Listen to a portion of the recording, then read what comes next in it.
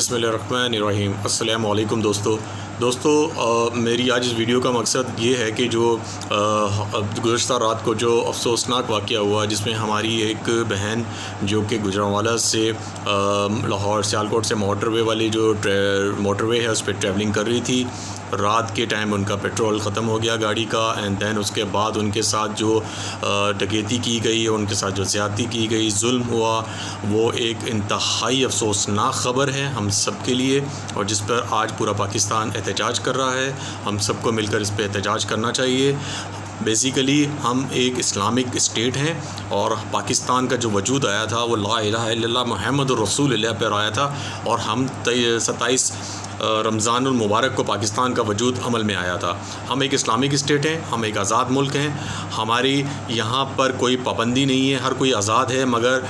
इस आज़ादी के बावजूद अगर हमारी कोई बहन अपने बच्चों के साथ रात को ट्रैवलिंग करती है और उसके साथ ये जुल्म और ज़्यादती होता है तो फिर हमारे दिल दुखते हैं। ना सिर्फ मेरे दिल बल्कि मेरे जैसे कितने नौजवानों के, भाइयों के, बहनों के और शोहरों के दिल दुखे होंगे, ठीक है, कि हमारे इस बहन के साथ क्या हुआ। लिहाजा हम इस पर एहतजाज करते हैं, ख़ासकर मैं अपने तौर पर, और इस पर एक्शन लिया जा चुका है CCPO की जानिब से, IG पंजाब की जानिब से, वज़ीर आला की जानिब से और प्राइम मिनिस्टर की जानिब से। तो मैं इस चीज़ को इस तरह भी हाईलाइट करना चाहता हूँ कि अगर और CCPO का एक बयान जो मैंने भी हालिया सुना है कि जिसमें उन्होंने कहा गया कि रात को वो अकेली क्यों निकली 12:30 बजे। तो उनकी खिदमत में एक छोटी सी गुजारिश है कि मजबूरी में इंसान जो है, जिनके शौहर घर पे ना हो, बाहर ट्रैवलिंग करने गए हों फॉरेन कंट्रीज़ में, क्योंकि गुजरांवाला सियालकोट पंजाब में मेजॉरिटी जो है वो बाहर रहते हैं, ठीक है। उनकी वाइफ्स को कभी स्कूल बच्चों को छोड़ना है, कोई दावत अटेंड करनी है, ठीक है। सियालकोट और लाहौर का मोटरवे बनने का मकसद भी यही था कि 3 घंटे का रास्ता जो है GT रोड का, उसको 1 घंटे में कन्वर्ट कर दिया जाए, और वो बन गया। अगर वहाँ कोई इंडिपेंडेंट अगर कोई जाता है तो ये हुकूमत का काम है, वहाँ की मोटरवे पुलिस का काम है कि उसकी प्रोटेक्शन करे, उसकी हिफाजत करे, उसकी सेफ्टी करे। अगर उसका फ्यूल ख़त्म हुआ है तो उसको फ्यूल प्रोवाइड किया जाए। और दूसरी बात, जो मैंने हालिया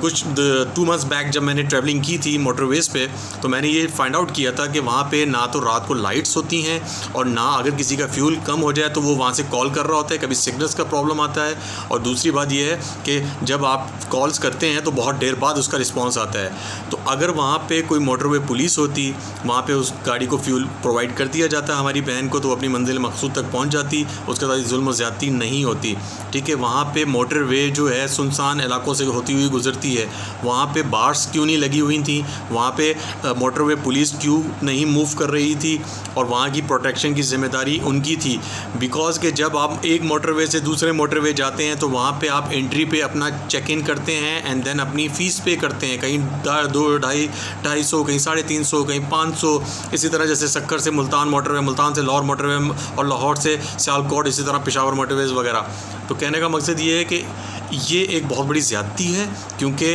हम एक इस्लामिक मुल्क हैं और हमारे यहाँ पे इस्लामिक कानून होने चाहिए, और ये एहतजाज इस सूरत में हर किसी को करना चाहिए और हुकूमत को लाजिम करवाना चाहिए कि इस तरह की जो वाक़यात होते चले जा रहे हैं दिन ब दिन, ख़ासकर जो छोटी बच्चियों के साथ ज़्यादती की जा रही है, ठीक है। और ये जो वाक़या हालिया हुआ है, इसको निशान इबरत बनाना चाहिए उन मुजरमों को, और उनको सरेआम फांसी देनी चाहिए, और इसमें बिल्कुल नहीं कतराना चाहिए, क्योंकि आँख की जगह आँख, सर की जगह सर, और खून की जगह खून, ये एक इस्लामी कानून का मुतालबा होता है। अगर आपने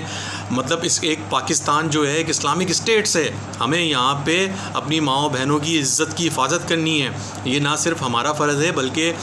हुकूमत पाकिस्तान का, यहाँ का अदलिया का, सबका फ़र्ज़ है। मीडिया अपना रोल बहुत अच्छा प्ले कर रहा है, इसी तरह सोशल मीडिया के भी लोग अपना मीडिया रोल प्ले कर रहे हैं। हुकूमत ने भी एहतजाज कर दिया, मगर मेक श्योर करें कि ये मुल्ज़िमान पकड़े जाएँ थ्रू CCTV कैमरास या जो भी इन्वेस्टिगेशन है, ठीक है, और इनको प्रॉपर तरीके से फ़ौरन सज़ा दी जाए और उनको सरेआम फांसी दी जाए। क्योंकि जब हम 1-2 फांसियाँ देंगे तो ये छोटी छोटी बच्चियों के साथ जो दिन ब दिन वाक़यात होते जा रहे हैं, भी कराची में वाक़यात 1-2 वाक़े कराची में हुए हैं, पहले पेशावर में हुए थे, लाहौर में हुए थे, कसूर में हुए थे, उनको रोकना है हमने, ठीक है।